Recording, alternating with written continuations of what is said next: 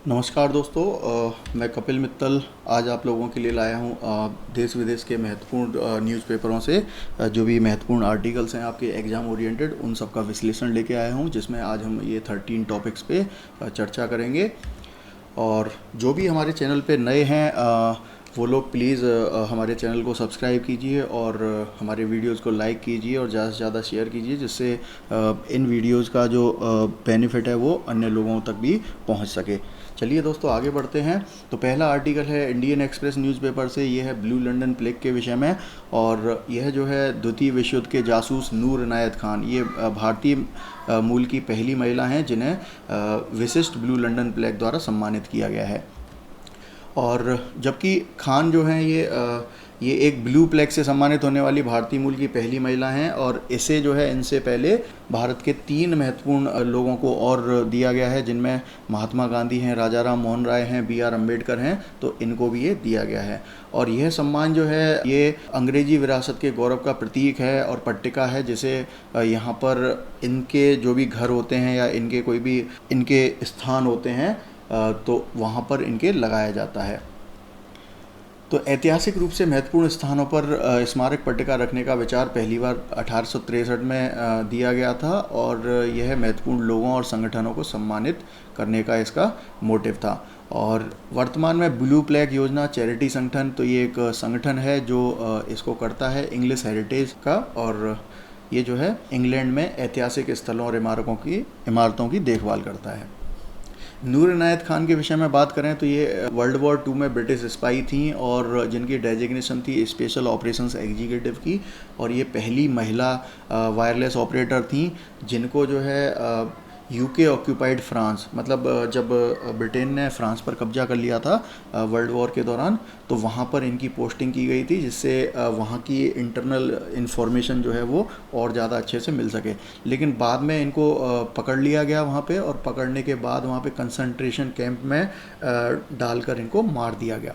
और तो उसके बाद जो है इन्हें पोस्टमसली मरणोपरांत जो है ये जॉर्ज क्रॉस दिया गया।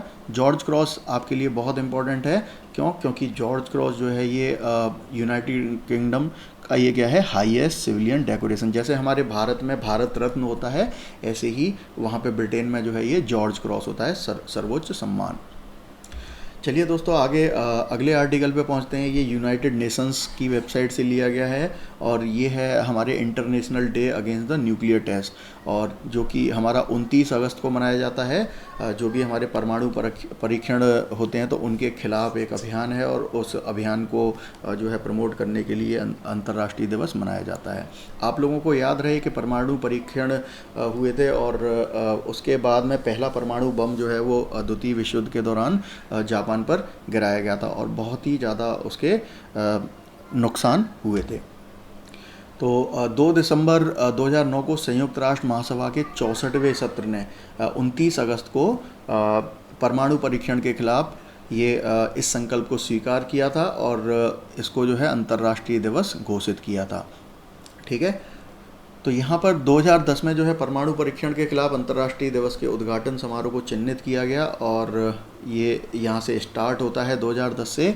और इसका जो संकल्प था परमाणु हथियार परीक्षण विस्फोटों या अन्य परमाणु विस्फोटों के प्रभावों और परमाणु हथियार मुक्त दुनिया के लक्ष्य को प्राप्त करने के साधनों में से एक के रूप में उसकी समाप्ति की आवश्यकता के बारे में जागरूकता और शिक्षा बढ़ाने के लिए यह कहता है। ठीक है, तो कहने का मतलब परमाणु परीक्षण के खिलाफ जो है ये जागरूकता अभियान है। ठीक है, और उसका ये हिस्सा है। और यहाँ पर इससे संबंधित जो है ये है कॉम्प्रिहेंसिव टेस्ट बैन ट्रीटी, तो इसके विषय में थोड़ा सा बात करेंगे, क्योंकि परमाणु परीक्षण जो है परमाणु हथियार इनके परीक्षण से रिलेटेड एक ट्रीटी है, जिसे हम comprehensive nuclear test ban treaty बोलते हैं, और CTBT। और इसकी फुल फॉर्म जो है छोटे से लेके बड़े एग्जामों में या फिर इंटरव्यूज़ में बहुत फ्रीक्वेंटली पूछी जाती है। तो यहाँ पर इसकी बात करेंगे तो इसे हिंदी में व्यापक परमाणु परीक्षण प्रतिबंध संधि बोलते हैं, CTBT। और ये जो है 1996 में इसको लेके आए थे, और यह जो है अभी तक लागू नहीं हुआ है। इस पर जो है 184 देशों ने हस्ताक्षर कर दिए हैं, लेकिन 168 देशों ने इसे रेटिफाई किया है। रेटिफाई का मतलब है वहाँ की जो सरकारें हैं वो अपनी संसद में इसको रखती हैं और संसद द्वारा इसे पास करवाती हैं। तो इसे हम पुष्टि बोलते हैं या फिर रेटिफिकेशन। और यहाँ पर ये अच्छी बात ये मतलब बुरी बात ये है कि ये CTBT जो है अभी तक लागू नहीं हुआ है। और इसकी वजह क्या है कि ये CTBT जो है इसमें एक Annex 2 है, Annexure 2, और इसमें जो है 44 देशों को इसमें डाला गया है। ये 44 देश कौन से हैं? ये वो देश हैं जिनके पास कोई ना कोई टेक्नोलॉजी है न्यूक्लियर टेस्ट करने की, या फिर ये क्षमता रखते हैं, ठीक है, या फिर इनके पास परमाणु हथियार हैं। तो ये ऐसे पोटेंशियल कंट्रीज़ हैं जिनको Annex 2 में डाला गया है। और यहाँ पर एक कंडीशन है कि बाकी अन्य देश तो करें ही, लेकिन ये 44 देश जो हैं इन सभी के हस्ताक्षर और रेटिफिकेशन यहाँ पे जो है सिग्नेचर प्लस रेटिफिकेशन, ये जो है दोनों यहाँ पे मस्ट है। ये दोनों यहाँ पे चाहिएंगे और तब तक ये जो है लागू नहीं होगी। तो यहाँ पे हम देखते हैं किस किस ने इसे साइन किया है लेकिन रेटिफाई नहीं किया है। तो यहाँ पे चीन है, इजिप्ट है, मिस्र बोलते हैं, ईरान है, इज़राइल है और अमेरिका। ध्यान दीजिएगा ये 5 देश हैं और इन्होंने इसको साइन तो कर दिया है लेकिन रेटिफाई नहीं किया है। वहीं हम बात करें कि ऐसे कौन कौन से देश हैं जिन्होंने इसे अभी तक सिग्नेचर भी नहीं किया है, कुछ महत्वपूर्ण देश। तो यहाँ पे इंडिया है, हमारा भारत, और यहाँ पे पाकिस्तान है और नॉर्थ कोरिया, ठीक है। तो इन देशों ने इसे अभी तक साइन भी नहीं किया है। इन सभी देशों के अपने अपने कुछ विचार हैं। जैसे हम बात करें कि यूनाइटेड स्टेट्स मतलब अमेरिका ने इसको रेटिफाई क्यों नहीं किया है। तो there should be a science backed stockpile stewardship programme. तो वो कहते हैं कि ऐसा नहीं है कि मतलब किसी को भी इसमें बैन कर दो। यहाँ पे कुछ टेक्निकल रीजंस होने चाहिए जिसकी वजह से इसके जो न्यूक्लियर टेस्ट हैं उनको बैन किया जाना चाहिए। क्योंकि कोई भी टेक्नोलॉजी जो होती है, किसी भी टेक्नोलॉजी के या तो पॉजिटिव इफ़ेक्ट्स भी होते हैं और नेगेटिव इफ़ेक्ट्स भी होते हैं, ठीक है। तो जैसे हम न्यूक्लियर टेस्ट है तो उसकी बात करें तो न्यूक्लियर टेस्ट के पॉजिटिव इफ़ेक्ट्स क्या हो सकती हैं? क्लीन एनर्जी, ठीक है। तो यहाँ पे हम जो है इसके सिविलियन यूजेस भी हो सकते हैं। इससे जो है मतलब नागरिकों के लिए हम महत्वपूर्ण कोई टेक्नोलॉजी बना सकते हैं, उनके लिए ऊर्जा उत्पादन कर सकते हैं। तो अगर जब हम टेस्ट ही नहीं करेंगे तो ये सब हम कैसे उत्पादन करेंगे? तो वहाँ पे उन्होंने कुछ महत्वपूर्ण पॉइंट बोले हैं। No impact should be on experiments in nuclear technology which have immense application. तो देखिए यहाँ पे immense applications in human wellbeing, तो जो मानवता के लिए अच्छे हैं, तो ऐसे उपायों के लिए हमें इस पर बैन नहीं होना चाहिए। A basic capability to resume test should be maintain, ठीक है। और यहाँ पे ऐसा भी नहीं होना चाहिए कि बिल्कुल ही आप किसी को डेवलपमेंट मतलब इस पर रिसर्च ही ना करने दो। ठीक है, आप टेस्ट नहीं कर सकते लेकिन आपके पास उसकी क्षमता होनी चाहिए। ज़रूरत पड़े तो आप उसको टेस्ट कर सकते हो, मतलब आप टेक्नोलॉजी डेवलप कर सकते हो, ठीक है। तीसरा है treaty monitoring capabilities and operations programme should be included, ठीक है। तो यहाँ पे जो है मॉनिटरिंग के प्रोग्राम जो हैं वो भी होने चाहिए यहाँ पे। और US should be allowed to withdraw. तो यहाँ देखिए इन्होंने ये बोला है कि कुछ स्पेशल कंडीशंस में जब हमारे देश को अगर ऐसी कुछ आपातकालीन स्थितियाँ आ जाती हैं, जब हमें कुछ टेस्ट करने पड़ जाएं, तो वो आपातकालीन स्थितियाँ कुछ भी हो सकती हैं, वार की कंडीशंस हो सकती हैं या कुछ भी हो सकती हैं, ठीक है। तो जैसे उन्होंने पिछली बार वर्ल्ड वॉर 2 के टाइम पे किया था, उन्होंने उस टाइम ये लोग टेस्टिंग कर ही रहे थे और इन्होंने टेस्टिंग के दौरान ही उसको वहाँ पे जापान में हिरोशिमा नागासाकी में बम फोड़ दिए थे।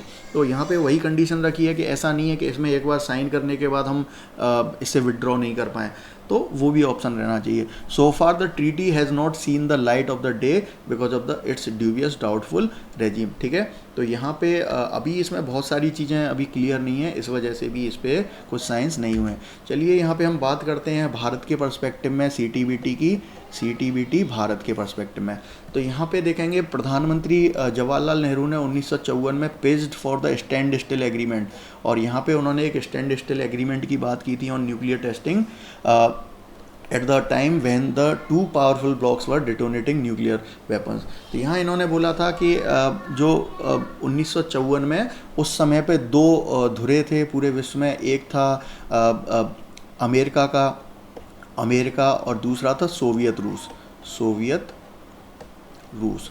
ठीक है, तो ये दो धुरे थे जिनको बाईपोलर वर्ल्ड बोला जाता था उस समय इंटरनेशनल रिलेशंस के टर्म्स में। तो ये जो हैं पूरी दुनिया को लीड कर रहे थे और कोशिश कर रहे थे कि जो भी विश्व में देश हैं वो या तो अमेरिका अपनी तरफ उन्हें खींच रहा था और कैपिटलिज्म की तरफ, और सोवियत रूस जो है वो सोशलिज्म की तरफ अपनी तरफ खींच रहा था। ठीक है, तो ऐसे में ये दोनों एक दूसरे के विपरीत जो है, कहने का मतलब एक इनमें होड़ थी, रेस थी कि हम कौन ज़्यादा से ज़्यादा न्यूक्लियर वेपन्स बनाएगा, कौन ज़्यादा से ज़्यादा टेस्टिंग करेगा। ठीक है, तो ऐसे में यहाँ पे हमारे प्रधानमंत्री जी ने यहाँ पे बोला था कि भाई इस पे एक रोक लगनी चाहिए, और India joint the 1963 limit test ban treaty. तो यहाँ देखिए ये CTBT नहीं है, ये है LTBT। ये क्या है? LTBT।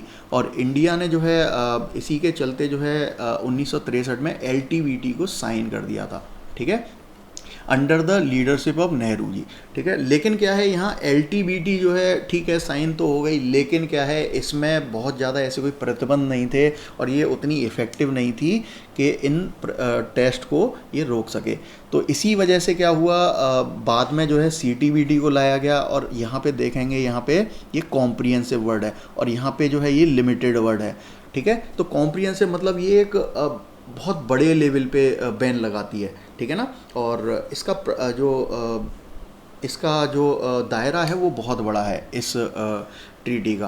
तो India did not sign the treaty in 1998। तो अटल जी के टाइम पे जब यहाँ पे देखिए इंदिरा जी के टाइम पे भी हुए हैं परमाणु परीक्षण, और बाद में अटल जी के टाइम पे भी हुए हैं। ठीक है, तो अटल जी के टाइम पे इतना प्रेशर बना दिया था पूरे विश्व ने भारत के ऊपर, बैन लगा दिए थे कि हम कोई भी व्यापार नहीं करेंगे, हम आपको टेक्नोलॉजी नहीं देंगे और हम आपको सहायता नहीं देंगे।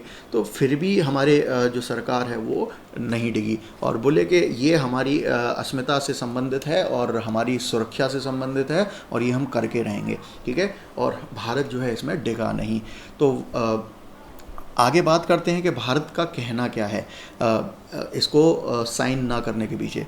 India is neither signatory to the NPT। तो यहाँ देखेंगे एक है न्यूक्लियर नॉन प्रोलिफरेशन ट्रीटी। तो यहाँ पर जो है कहने का मतलब इसको हम NPT बोलते हैं, इसकी भी फुल फॉर्म पूछ ली जाती है। और इंडिया ने ना तो NPT को साइन किया है और ना ही जो है ये कहने का मतलब NPT को साइन नहीं किया है और CTBT को भी साइन नहीं किया है। और भारत कहता है कि ये जो है ये जो ट्रीटी हैं ये थोड़ा सा पक्षपाती हैं। क्या है इनका नेचर? पक्षपाती है। ये जो हैं कुछ बड़े देश हैं जो बड़ी अर्थव्यवस्थाएं हैं उनके पक्ष में ये इन्होंने अपने प्रावधान रखे हैं। बेसिकली ऐसे देश जिनके पास बहुत सारे न्यूक्लियर वेपन्स हैं और जो पहले से रिसर्च करके बैठे हैं, वो लोग ये चाहते हैं, वो देश जो हैं ये चाहते हैं कि हमने तो हथियार डेवलप कर लिए लेकिन अब हमारे सामने कोई और देश खड़ा ना होने पाए, कोई और देश जो है अब इस टेक्नोलॉजी को हासिल ना करने पाए, तो जिससे क्या है हमारा प्रभुत्व पूरे देश में पूरे विश्व में बना रहे। तो इसीलिए यहाँ पे इसे क्या है ये डिस्क्रिमिनेटरी यहाँ पे इंडिया ने बोला और ये बोला है कि भाई अगर शांति कायम करनी है तो भाई अगर कुछ लोगों के पास हथियार हैं तो बाकी लोगों के पास भी हथियार होने चाहिए, तभी यहाँ पे डिटरेंस डेवलप होगा। अगर भारत के पास है तो भारत किसी पे हमला कर सकता है, लेकिन अगर पाकिस्तान पे भी है, चीन पे भी है, तो हम ना तो पाकिस्तान हम पे कर सकता है ना चीन हम पे कर सकता है। उन्हें पता है कि भाई वो एक बम फोड़ेंगे तो हम भी उन पे एक बम फोड़ेंगे। ठीक है, तो ऐसे में एक डिटरेंस एस्टेब्लिश होता है कि और प्रतिरोध डेवलप होता है और कोई भी देश इसका दूसरे पर आसानी से प्रयोग नहीं करेगा। ठीक है, India is the only state which believes to strengthen its security. ठीक है, तो यहाँ पे हमारा जो पर्पज है वो केवल सिक्योरिटी का है in the world free of nuclear weapon. ठीक है, ये न्यूक्लियर फ्री जो है न्यूक्लियर वेपन फ्री विश्व होना चाहिए, लेकिन सिक्योरिटी जब कुछ लोगों के पास है तो बाकी लोगों के पास भी होना चाहिए, तभी यहाँ पे शांति कायम हो सकेगी। चलिए आगे बढ़ते हैं। अगला आर्टिकल है टाइम्स ऑफ इंडिया से लिया गया है और बहुत ही सुंदर आर्टिकल है ये। IIT Indore to teach ancient Indian sciences in Sanskrit. तो यहाँ पे IIT इंदौर जो है, इंदौर कहाँ पे है, ये मध्य प्रदेश में है। और ये IIT इंदौर जो है यहाँ पे हमारे जो पुराने जो ग्रंथ हैं जो संस्कृत में लिखे हुए हैं, देखिए भारत में हम इंग्लिश की तरफ भाग रहे हैं, हिंदी की तरफ हैं, हिंदी को भी छोड़ के संस्कृत को तो हम ध्यान ही नहीं देते। जबकि हम यूरोपियन कंट्रीज़ की बात करें, अमेरिका की बात करें, तो वहाँ पर वहाँ की जो यूनिवर्सिटियाँ हैं वो और स्कूल्स में वहाँ पे संस्कृत पढ़ाई जा रही है। उन्हें पता है कि जो टेक्नोलॉजी है भारत की, जो सनातन धर्म में जो पहले बहुत बड़े बड़े ऋषि मुनि हुए हैं, उन्होंने ऐसी ऐसी टेक्नोलॉजी पहले डेवलप की हुई थी बहुत जो आज से भी बहुत एडवांस थी। तो वहाँ के जो साइंटिस्ट हैं उनका मानना है, चाहे कोई भी फिजिक्स का कोई भी साइंटिस्ट हो, वो सब ये कहते हैं हमने ये टेक्नोलॉजी जो है संस्कृत के ग्रंथ पढ़े थे वहाँ से ये ली और वहीं से हमें आइडिया आया, तभी हमने उनको पढ़ा और ज़्यादा पढ़ा। तो यहाँ पर वहाँ इनको यूनिवर्सिटीज़ में पढ़ाया जा रहा है। तो यहाँ पे भारत में भी एक प्रयास यहाँ पे शुरू हुआ है IIT इंदौर ने, और उन्होंने बोला है कि जो हमारा सबसे पहले इन्होंने बोला है कि भास्कराचार्य का जो लीलावती ग्रंथ है तो ये संस्कृत में लिखा हुआ है, तो इसको हम संस्कृत में ही बच्चों को पढ़ाएंगे। और इसका जो क्योंकि उसका जो मूल ज्ञान है वो भाव है वो उसी में पता चल पाएगा, ठीक है। और ट्रांसलेशन हम कहाँ तक करेंगे, और जब बच्चे संस्कृत सीखेंगे तो वो दूसरे ग्रंथों को भी सीखेंगे, ठीक है। तो यहाँ पे ये उद्देश्य है। 22 अगस्त को शुरू होने वाले पाठ्यक्रम के लिए दुनिया भर के 750 से अधिक लोगों ने हस्ताक्षर किए हैं, मतलब इंटरेस्ट दिखाया है। और पहला संस्करण 2 अक्टूबर को गांधी जयंती तक समाप्त कर लिया जाएगा। संस्थान ने संस्कृत में अब यहाँ देखिए किन किन विषयों की बात हो रही है। धातु विज्ञान है, खगोल विज्ञान है, दवा हैं, पौधों के विज्ञान हैं, और इनके लिए पाक्षिक कार्यक्रम, मतलब यहाँ पाक्षिक मतलब 15 दिन, मतलब 2 सप्ताह, तो 15 दिन के यहाँ पे कार्यक्रम लॉन्च किए हैं। छात्र शास्त्रीय भारतीय वैज्ञानिक ग्रंथों का उनके मूल रूपों में अध्ययन कर सकते हैं और प्राचीन भाषा में उनके बारे में समझ सकते हैं।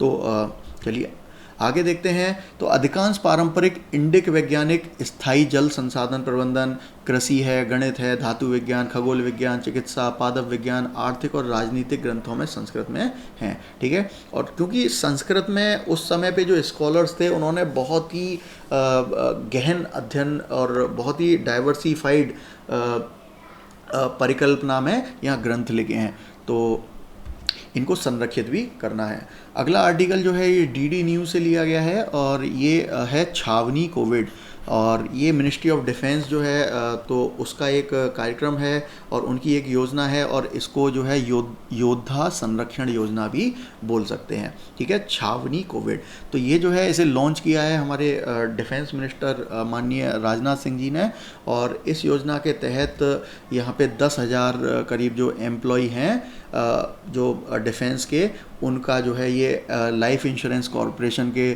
थ्रू जो है इंश्योरेंस किया जा रहा है। और ये इंश्योरेंस बेसिकली ये कोरोना को ध्यान में रखते हुए किया जा रहा है, ठीक है। किसको ध्यान में रखते हुए? कोरोना को, कि अगर कोरोना से कोई भी अगर फैटेलिटी होती है, कोई भी जनहानि होती है, कोई भी मृत्यु होती है, तो यहाँ से उनको जो है लगभग 5 लाख रुपए का बीमा कवर प्रदान किया जाएगा, ठीक है। और इस योजना से डॉक्टर हैं, पैरामेडिक्स हैं, स्वच्छता कर्मचारी हैं, यहाँ पे ध्यान देने की बात है, ये स्थायी और संविदा, ये दोनों को ही यहाँ पे ये बेनिफिट मिलेंगे, ठीक है। और ये लगभग 62 कैंटोनमेंट बोर्ड्स में ये लागू किया गया है, तो लगभग 10,000 एम्प्लॉयज़ को इसका बेनिफिट मिलेगा। और आगे बढ़ते हैं। अगला आर्टिकल है टाइम्स ऑफ इंडिया से लिया गया है। और दोस्तों आप ये जो यहाँ पे टाइम्स ऑफ इंडिया जैसे यहाँ लिखा हुआ है, इस पर आप अपने कर्सर को लेके जाएंगे तो यहाँ लिंक हैं, ठीक है। और लिंक से जाके आप इन पर्टिकुलर आर्टिकल्स को और ज़्यादा विस्तृत रूप से अगर आप चाहें पढ़ना तो पढ़ सकते हैं। हमने जो है डिस्क्रिप्शन में ये जो आज की ये लेक्चर है इसकी PDF जो है वहाँ डिस्क्रिप्शन में हम लिंक प्रोवाइड कर रहे हैं, आप वहाँ से क्लिक करके डाउनलोड कर सकते हो, ठीक है। अगला आर्टिकल जो है ये है डूइंग बिजनेस रिपोर्ट, बहुत ही इंपॉर्टेंट है, पेपर में बहुत फ्रिक्वेंटली पूछे जाते हैं इससे क्वेश्चन। और इस पे सबसे बेसिक क्वेश्चन जो पूछा जाता है वो ये है कि डूइंग बिजनेस रिपोर्ट जो है वो कौन सी संस्था पब्लिश करती है, या फिर ऐसे आ जाता है वर्ल्ड बैंक निम्न में से कौन कौन सी रिपोर्ट्स पब्लिश करती है। तो ये डूइंग बिजनेस रिपोर्ट जो है ये वर्ल्ड बैंक की रिपोर्ट है, विश्व बैंक की रिपोर्ट है, और ये जो है हर साल आती है। यहाँ ध्यान देने की बात ये है, यहाँ पर जितनी भी विश्व में देश हैं तो उनकी एक रैंकिंग की जाती है कि वहाँ पे बिजनेस करने का जो एनवायरनमेंट है, वहाँ पे व्यापार करने का वो कैसा है, क्या वहाँ पे सरकार की नीतियाँ व्यापार को बाधित करती हैं या उनको प्रमोट करती हैं। कहीं ऐसे जैसे हमारे देश में पहले लाल फीता स्याही चलती थी और इंदिरा जी के ज़माने में, और उस समय पे जो है लाइसेंस राज चलता था।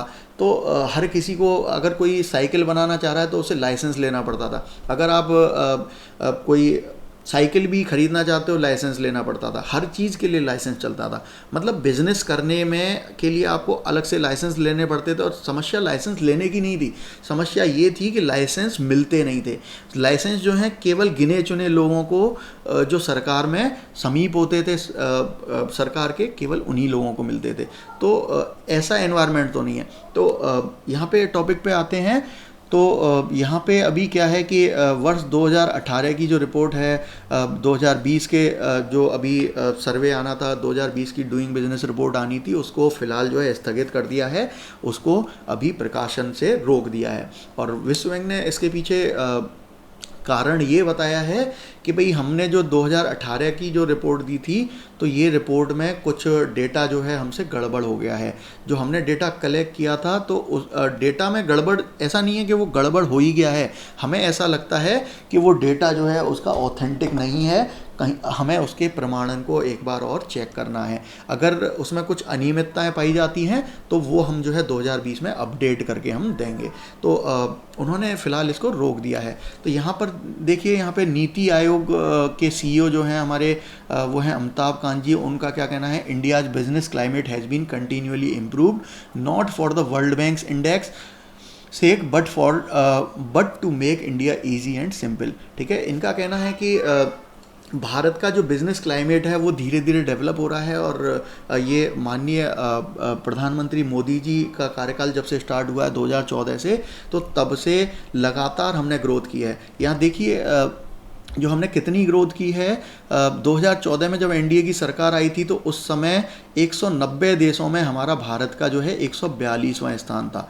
कितना, 142वां, ये 2014 में। लेकिन अभी जो है भारत वर्तमान में पिछली रिपोर्ट के हिसाब से 63वें स्थान पर है। हम लगातार जो है ग्रोथ कर रहे हैं, और प्रधानमंत्री मोदी जी का जो लक्ष्य है वो पहले 50 देशों में, टॉप के 50 देश जिनमें बिजनेस का एनवायरनमेंट बहुत अच्छा है, उस लिस्ट में आने का उनका लक्ष्य है।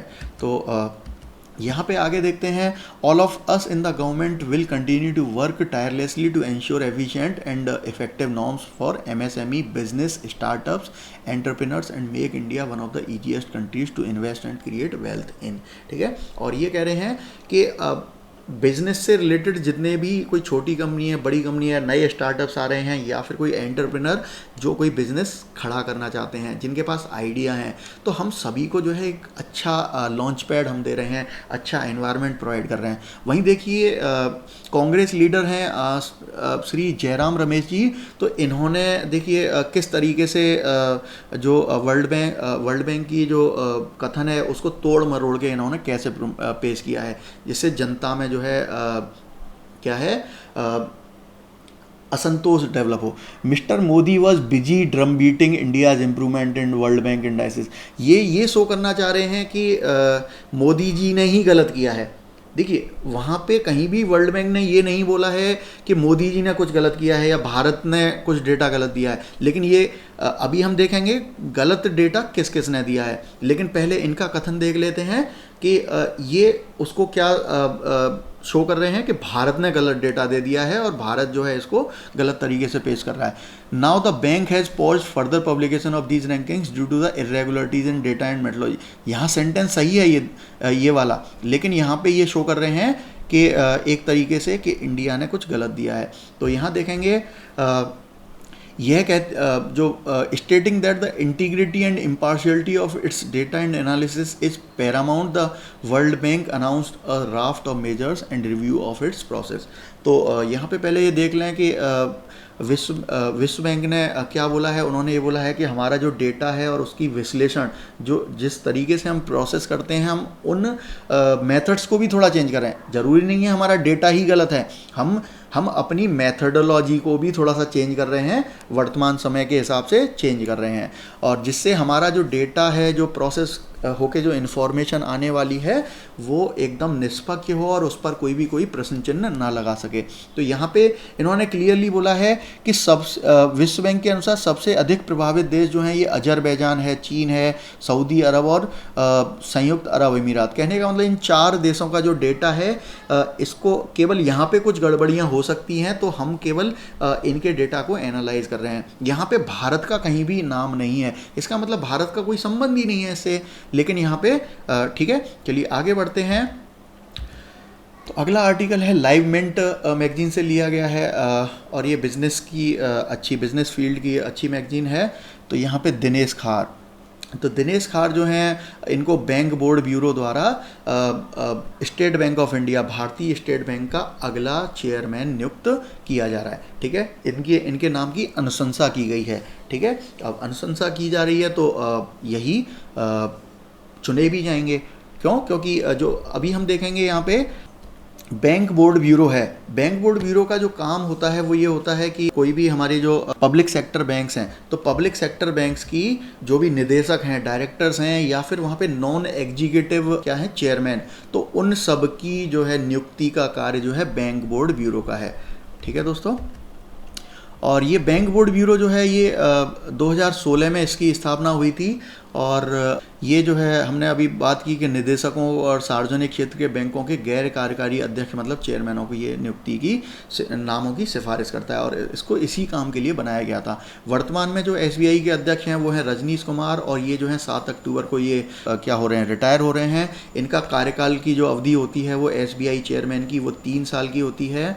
ठीक है, और जो इनकी समाप्त होने वाली है, और इसी वजह से जो है ये दिनेश खार को यहाँ पे बनाया जा रहा है। तो अगला आर्टिकल जो है ये टाइम्स ऑफ इंडिया से लिया गया है, ये है हेमोडायनेमिक रूप से स्थिर। तो यहाँ पे जो हमारे भारत के पूर्व राष्ट्रपति हैं, जो 2012 से 2017 तक रहे, माननीय प्रणब मुखर्जी जी, और ये जो हैं ये कोमा की स्थिति में हैं, डीप कोमा की स्थिति में, और इनको जो है यहाँ पे army research and referral hospital, देखिए army research and referral hospital जो है, इन्होंने बोला है कि ये डीप कोमा में हैं, और ये हीमोडायनेमिकली स्टेबल हैं। हीमोडायनेमिकली का मतलब ये है कि ये इनका मस्तिष्क काम नहीं कर रहा है, लेकिन इनका जो भी श्वसन तंत्र है, इनकी जो रक्तचाप है, हृदय है, और जो इनकी पल्स हैं, ये सारी चीज़ें अभी भी स्थिर हैं और सामान्य हैं। इसका मतलब अभी भी ये बिल्कुल स्वस्थ हैं, केवल कोमा की स्थिति में हैं। ठीक है, और ये 2012 से 2017 तक भारत के 13वें राष्ट्रपति रहे थे। और इनके जो हैं इनको समस्या क्या आई थी, इनके फेफड़ों में, गुर्दों में थोड़ी सी क्या है, फेफड़ों में संक्रमण हो गया था, और गुर्दे जो हैं इनके काम करना बंद कर दिए। ठीक है, तो आगे बढ़ते हैं। अगला आर्टिकल जो है बहुत ही इम्पॉर्टेंट है ये टॉपिक जो है, और ये पूछा जा सकता है यूनाइटेड नेशंस से, यहाँ से लिया गया है ये यूनाइटेड नेशंस की वेबसाइट से। International day of the victims of enforced disappearances, तो इस पर हम अभी चर्चा करेंगे। ये basically victims of enforced disappearances, तो ये बेसिकली जबरन गायब पीड़ित, तो ये क्या होते हैं। तो ये जो भी जबरन गायब पीड़ित हैं, इनकी याद में या इनके लिए अवेयरनेस फैलाने के लिए, जागरूकता फैलाने के लिए यहाँ पे एक दिन को इनके लिए डेडिकेट किया गया है यूनाइटेड नेशंस द्वारा, और वो है 30 अगस्त। ठीक है, अब हम ये समझ लेते हैं ये जबरन गायब पीड़ित कौन से होते हैं। ये ऐसे लोग होते हैं जिन लोगों को उनके घर से या कहीं से भी उन्हें उठा लिया जाता है, और वो फिर वापस कभी लौट के नहीं आते हैं। उठा लिया जाने का मतलब है कोई टेररिस्ट ऑर्गेनाइजेशन है, या कोई भी उपद्रवी लोग हैं, या फिर जिनसे आपकी कोई दुश्मनी चल रही है, ऐसे में लोग इनको क्या है हाईजैक कर लेंगे, किडनैप कर लेंगे और कई बार इनको जो है मार भी देते हैं या इनके संग इनको बहुत प्रताड़ित किया जाता है। इनका पता नहीं चल पाता ये कहाँ है और ऐसा क्यों किया जाता है। इसके विषय में अगर हम बात करें तो ये enforced disappearance has frequently been used as a strategy to spread terror. कहने का मतलब ये टेरर फैलाने के लिए किया जाता है विद इन द सोसाइटी में। और ये जो है इससे जो अफेक्टेड लोग होते हैं बेसिकली भय फैलाना यहाँ पे उनका उद्देश्य होता है। और भय किस में, केवल इनके परिवार वालों में, इनके रिश्तेदारों में ही नहीं, आस पास के समुदाय में और बल्कि पूरे समाज में उस संस्था द्वारा या उन व्यक्तियों द्वारा भय फैलाने की कोशिश की जाती है। और ये जो है ये पूरे विश्व में होता है। इन 2010 by its resolution 65/209 UN general assembly welcome the adoption of the international convention for the protection of all persons from the enforced disappearance. तो यहाँ पे यूनाइटेड नेशन संयुक्त राष्ट्र की जो जनरल असेंबली थी, महासभा थी, तो उसने यहाँ पे जबरन गायब पीड़ितों के जो भी व्यक्ति हैं उनकी सुरक्षा के लिए एक अंतर्राष्ट्रीय कन्वेंशन अपनाने के लिए यहाँ प्रस्ताव लाए थे। और 30 अगस्त को जबरन गायब पीड़ितों के लिए अवेयरनेस फैलाने के लिए अंतर्राष्ट्रीय दिवस के रूप में मनाते हैं। ठीक है, और ये मनाना कब से चालू हुआ है, ये इस दिवस को 2011 से इसे ये मना रहे हैं। अगला आर्टिकल है ऑल इंडिया रेडियो से लिया है, तेलुगु लैंग्वेज डे। और ये तेलुगु लैंग्वेज डे जो है ये मनाया गया है प्रधानमंत्री नरेंद्र मोदी द्वारा। और इस दिवस पर उन्होंने देशवासियों को शुभकामनाएं दी हैं। यहाँ देखेंगे Telugu language day is observed on 29 August every year. हर वर्ष जो है 29 अगस्त को ये मनाया जाता है तेलुगु भाषा दिवस। और ये जो है ये तेलुगु कवि हैं गिडगु वेंकट राममूर्ति। तो इनके जन्म दिवस को जो है इसके लिए डेडिकेट किया गया है। और उन्हें विद्वानों की भाषा जो है ग्रंथिका भाषा के विपरीत आम आदमी, बेसिकली क्या है, ये तेलुगु लैंग्वेज के क्या हैं, ये कवि हैं। और इन्होंने, क्योंकि देखिए उस समय पे जो एंशिएंट लैंग्वेजेस चला करती थी पुराने ज़माने में, तो जैसे संस्कृत है या फिर जो लिटरेट लोगों की, विद्वान लोगों की एक भाषा हुआ करती थी और एक कॉमन लोगों की भाषा हुआ करती थी। तो इन्होंने ये बोला है कि भाई विद्वान लोगों की भाषा की पहुंच जो है कॉमन लोगों तक, आम लोगों तक नहीं है। तो ऐसे में हमें आम लोगों की भाषा को ज़्यादा प्रमोट करना चाहिए। तो वही उसी को यहाँ पे ग्रंथिका भाषा, जो यहाँ पे व्यवहारिक भाषा जो है आम लोगों की भाषा है, ये आम लोगों की भाषा। ठीक है, और जैसे ग्रंथिका भाषा जो है ये पढ़े लिखे लोगों की, विद्वानों की भाषा। ठीक है, तो यहाँ पे ये किसी भाषा के नाम नहीं है, उनको ये कैटेगरी बोली गई है। जैसे हम बोलें कि बुद्ध के ज़माने में संस्कृत चलती थी विद्वानों की भाषा, और कॉमन मैन की जो भाषा थी वो पाली थी। तो ऐसे करके। ठीक है, अगला आर्टिकल दोस्तों ये टाइम्स ऑफ इंडिया से लिया गया है। ये है नेशनल स्पोर्ट्स डे के विषय में, राष्ट्रीय खेल दिवस। तो ये राष्ट्रीय खेल दिवस जो है मेजर ध्यानचंद के को याद करते हुए ये मनाया जाता है। और तो ये मेजर ध्यानचंद जो हैं ये कौन हैं, ये हमारे हॉकी के सबसे बड़े प्लेयर रहे हैं। और ठीक है, तो 29 अगस्त को जो है इनकी याद में ये मनाया जाता है। ध्यानचंद जो हैं इनका जन्म 1905 में इलाहाबाद में, यूपी में जो इलाहाबाद पड़ता है, इलाहाबाद, तो वहाँ हुआ था। और ये यूपी से बिलोंग करते हैं, उत्तर प्रदेश से, उत्तर प्रदेश। ठीक है, और इन्हें जो है हॉकी का जादूगर, हॉकी का जादूगर, हॉकी का जादूगर ये उनका उपनाम है। और इन्हें जो है द विजार्ड भी बोलते हैं, विजार्ड। ठीक है, तो ये इनके उपनाम हैं। और इनसे रिलेटेड एक जो महत्वपूर्ण क्वेश्चन जो एग्जाम्स में पूछा जाता है वो ये है कि इन्होंने जो है भारत को ओलंपिक में 3 गोल्ड मेडल दिलवाए थे। ठीक है, और वो थे 1928, 1932, 1936। ठीक है, और 1928 में क्या हुआ था, ये नीदरलैंड में ओलंपिक हुआ था। और नीदरलैंड में भारतीय टीम जो है कहीं भी उसमें सिनेरियो में नहीं थी, लेकिन भारतीय टीम ने लगभग सारे मैच जीते थे और क्लीन स्वीप किया था। किसी भी टीम ने एक भी भारतीय टीम के खिलाफ एक भी गोल नहीं दाग पाई थी, कोई भी टीम। और मज़े की बात यह है कि 1928 में नीदरलैंड के अंदर ही और नीदरलैंड की टीम के साथ हमारा फाइनल मैच था। और उस फाइनल मैच में हमारे जो टीम के 4 सबसे बड़े प्लेयर थे, जो सबसे महत्वपूर्ण खिलाड़ी थे, चारों बीमार थे। और चारों मतलब बहुत ज़्यादा बीमार थे, वो खेलने की स्थिति में नहीं थे। ठीक है। स्वयं ये जो ध्यानचंद जी हैं ये भी स्वयं बीमार थे, फिर भी 3 प्लेयर तो वहाँ पे पार्टिसिपेट नहीं किए, ये खेले और इन्होंने अपने दम पर, अकेले दम पर यहाँ पे ये स्वर्ण पदक दिलाया और भारत को जो है गरिमा बढ़ाई। ठीक है। यहाँ पे इससे खपित होकर क्या है, नीदरलैंड की टीम ने बेसिकली इनकी खास बात क्या थी, इनकी खास बात ये थी कि ये जब हॉकी से जब खेलते थे, हॉकी स्टिक से जब बॉल को एक बार ये अपने कंट्रोल में ले लेते थे, उसके बाद बॉल जो है लगातार इनकी हॉकी स्टिक से चिपकी हुई गोल तक चली आती थी। कहने का मतलब ये कितना भी हॉकी स्टिक को डुलाएंगे तो वो बॉल जो है लगातार वो हॉकी स्टिक के साथ ही बनी रहती थी। तो कई बार जो है विश्लेषक जो क्रिटिक्स होते हैं उन्होंने ये बोला कि नहीं, इन्होंने अपनी हॉकी स्टिक में लोहा लगा रखा है और कोई तो वजह है जो ये कभी भी दूर अलग नहीं होती, दूर नहीं होती। इनका जो हॉकी खेलने का जो कौशल था वो बहुत उम्दा था। तो उन्होंने जो है इनकी हॉकी स्टिक को तोड़कर भी टेस्टिंग की कि कहीं इसमें कोई लोहा तो नहीं है। ठीक है। तो बात करेंगे नेशनल स्पोर्ट्स डे की। तो नेशनल स्पोर्ट्स डे जो है, इस दिन कुछ नेशनल स्पोर्ट्स से रिलेटेड जो है इम्पॉर्टेंट अवार्ड्स को यहाँ पे दिया जाता है, कन्फर किया जाता है। तो जिनमें जो है राजीव गांधी खेल रत्न पुरस्कार है, ये भारत का जो है सबसे बड़ा खेल का पुरस्कार है। दूसरा है Arjun award, Dronacharya award, Dhyan Chand award. दोस्तों इनके विषय में हम जो है एक वीडियो पीछे भी बना चुके हैं करंट अफेयर का, तो वहाँ से आप इन्हें देख सकते हो। एंड ये जो है एक्चुअल में क्या होता है, ये इन नामों की पहले घोषणा की जाती है और जब घोषणा हुई थी तब हमने इनका अभी कुछ दिन पहले ही इसका एक वीडियो बनाया था।